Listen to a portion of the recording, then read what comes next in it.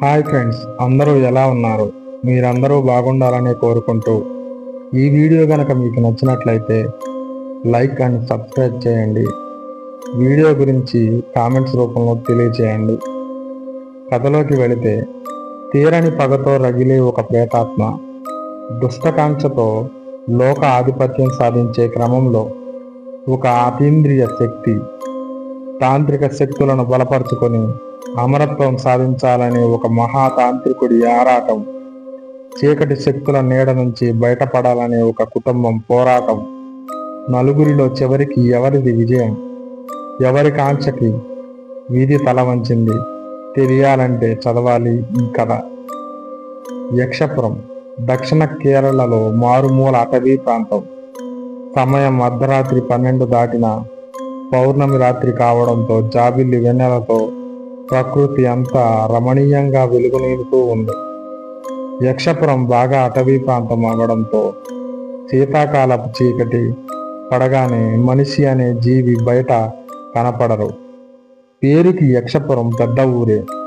3000కి పైగా జనాభా. వారి కోసం గవర్నమెంట్ స్కూళ్ళు, ఇంకా అన్ని రకాల సదుపాయాలు ఉన్నాయి. కానీ ఊరి కట్టుబాట్లు మాత్రం ఇంకా పాతవే.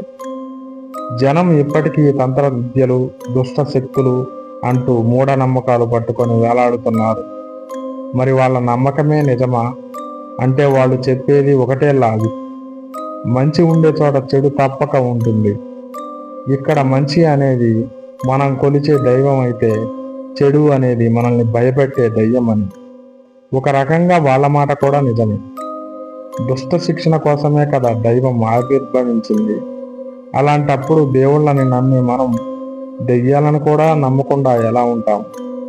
సరేలే, డిబేట్స్ పెట్టి చర్చించిన అదంత తేలికగా తేలే విషయం కాదు. కానీ కథలోకి వద్దాం. యక్షపురం కేరళలో పురాతన గ్రామం. చరిత్ర కాలం నాటి నుంచి యక్షపురం ప్రశస్తి పొందింది. కొంతమంది చరిత్రకారులు పూర్వం యక్షపురంలో యక్షులు, యక్షిణులు సంచరించేవారు అని, యక్షలోకానికి యక్షపురం గ్రామానికి ఒక రహస్య ద్వారం ఉండేది అని, అది పౌర్ణమి రోజున ప్రత్యేక సమయంలో తెరుచుకొని దాని ద్వారా యక్షులు, యక్షిణులు భూలోకంలోకి వచ్చేవారని తమ గ్రంథాలలో రచించారు. అలాగే కేరళకి సంబంధించిన తాంత్రిక గ్రంథాలలో యక్షపురం గురించి, ఆ ప్రాంతంలో తాంత్రికులు జరిపిన క్రతువుల గురించి వివరించబడింది.